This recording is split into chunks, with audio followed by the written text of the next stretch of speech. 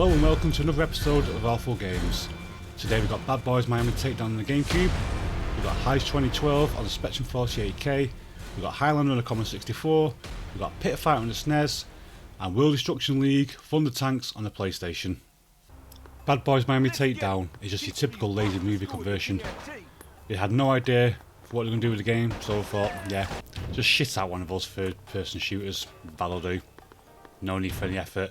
Fans of Bad Boys will buy it anyway, and yeah, you end up getting a game like Bad Boys Miami Takedown. As with most games of this type, it's a cover shooter, and you get behind cover, shoot waves of enemies. The cover mechanics are terrible. You can only take cover at certain points which have glowing circles around them, or at certain walls and intersections. And you have to move a stick to come out of cover and shoot, but the main problem is, it takes ages when you let go of the stick for your man to go behind cover again. And in that time you've been shot, so it makes it pretty pointless. You might as well just try and run and gun tactics. With the exception of bosses, most enemies die one shot to the head with a pistol, and because they move so painstaking and slow and the AI is absolutely awful, it's very easy to line up a headshot. So there's no reason, apart from the bosses, to get the better weapons. You can get a shotgun, but yeah, it's shite. Doesn't do any more damage really that I noticed, and again, one shot in the head with a pistol, which is more accurate, kills them. So you're going to stick with a pistol for most of the game. Not that you're going to stick to most of the game, because why the hell would you? The graphics are poor, the sound, well, it's fair. They tried to recreate the buddy movie type Bad Boys sort of vibe, but there's just some really bad sweary dialogue between the two characters who sound nothing like them. It's managed to be worse as script of any of the Transformers films. So you'll probably end up turning the sound off if for some reason you want to play this crap. There's plenty of excellent third-person cover shooters out there, like Gears of War, so you've got absolutely no reason to subject yourself to this. So in conclusion, it's not Bad Boys, it's just bad. Next up, we've got Heist 2012 on the Spectrum 48K. On each level, you have to find a key, which will let you open several safes, which will let you get all the words of this password, and then you have to find a computer and put the password in. But you'll get bored long before you do that. It's a lot of games like this came out at that time. This is not one of the better offerings. It ain't no Jet Set Willy or Manic Miner, that's for certain. You got quite a long floaty jump, which you can't change direction midair, which is typical of the time. But the jump's too long. A lot of the platforms are tight together, and it's just tedious, absolutely, utterly tedious to get anywhere. I never even managed to find the first key, I'll be perfectly honest with you, and I've no desire to. There's so many better games that you could be playing, for instance Manic Miner and Jet Set Willy, that one of the worst things about this game is definitely the sound. It's just bloody annoying. The title screen music, can I say music? I don't know what it is. It's this horrible dirge that makes you want to cover your ears and scream at it. So yeah, there's so much better stuff you could be doing. Go and play the Dizzy games. Just go and play anything apart from this piece of shit. Next up we've got Highlander on the Commodore 64. And I blame you for this, Glenn, you know who you are. This is an absolute dreadful, piss poor game. I love the film Highlander, it's one of my favourite films of all time. And I'm glad I didn't play this as a kid, because I probably would have weeped into my fucking joystick. This is bad, beyond bad. There can be only one. And if the only one is this game, I'll give it a miss, mate. Nah, you're alright. So the idea of the game is you recreate battles from the film.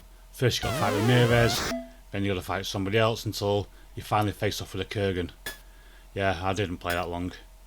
I tried. I really tried, but it's fucking awful. Basically, two characters stand at the screen and kind of waggle the swords at each other. Not in a porno kind of way, but in a supposedly sword fighting kind of way. And it just destroyed my childhood. This is one of the worst fighting games that I've ever played, and I've played some absolute shit. It just makes it worse that I love the film so much. So yeah, you have to fight so many rounds of each other. I don't know how many rounds you have to win. I think I got to about 4 each and just gave up. I just could not do that to myself anymore. There is a 2-player mode if you can get a friend to play this with you, but if they're really a friend, would you make them play this? Would you do that to your friend? And if you would do that to your friend, what kind of sick bastard are you? Really? Why would you do that? So yeah, just keep away from this, because no matter how much you love the film, even if you actually enjoyed other films, nothing could possibly let you eke any kind of enjoyment out of this putrid turd. Well, me and my big stupid mouth, I thought I couldn't get a worse fighting game than Highlander, but then I played Pit Fighter on the SNES. Basically, this is a conversion of an arcade game, that is. Let's just get it out of the way with now. It's not that great. It was a pretty poor arcade game. A few people enjoyed it, but I wasn't one of them. I don't know many people who did. And the Mega Drive version was actually alright. It was a playable game. It was nothing fantastic, but it whiled away a few hours of faffing about with my cousin. It was all good fun. But no, the SNES version is absolutely horrendous. It's unplayable. It's like you can't get up, you get hit, you get kicked in on the floor, and your character just seems to be sluggish in comparison. Things don't seem to connect very well. It's just awful to play. There's no fun to be got from this. I mean, I struggled to get past the first one. I could do it on the arcade easy enough. I can do it on the Mega Drive version, but on the SNES I could barely get past the first fighter. As soon as all your energy's gone, poof, that's it, game over. No continues, no way of getting any further. But playing the SNES version of Pit Fighter just makes me long to go back to Double Dragon Age Tower 2600. I thought that was unfair, but this is just beyond it. It's absolutely fucking dreadful. I mean, did nobody playtest this? Did nobody sort of play this and think, do you know what? This is a bag of shit. This is fucking awful. This is completely unplayable fucking trash. Obviously not. Nobody's thought, what's this? Arcade license? Is it done? Has it been tested? Don't worry about testing it. Fuck it. Just send it out. Ship it. It's all done. Nailed it. And last up this week we have World Destruction League Thunder Tanks on the original PlayStation. Compared to some of the other games this week, it ain't that bad. It's ugly. That's one thing. It is absolutely hideously ugly. And it's quite hard to tell what's going on sometimes because it is that horrible.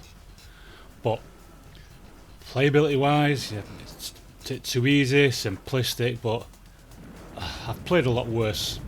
I've played a hell of a lot worse, like Pit Fighter and the bloody SNES.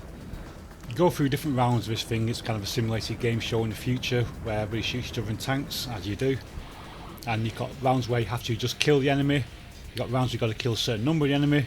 You've got rounds where you've got to collect 5 flags and take them back to your base before the enemy does. And one way you've got to get a flag from the enemy and take it back. The levels are very short, and the game's pretty short. It's alright, a bit of fun while it lasts. I can understand how people were furious when they bought it for full price, and it was over in about 5 seconds. But due off a quick faff, I have played a hell of a lot worse. The main problem with this game is there's Twisted Metal World Tour. That's about the closest comparison to this game, and if you've got Twisted Metal World Tour, you would never, ever, ever choose to play this. Don't play this shit, play Twisted Metal World Tour, because that is a fantastic game. Still one of my favourites on the original PlayStation. That's the end of another episode of Awful Games. Thanks for watching. If you've got any games you want me to cover, please leave a comment down there. If you enjoyed this, please like the video, please subscribe, and keep in touch with whatever we're doing. And yeah, that's the end of that one. Thank you, goodbye.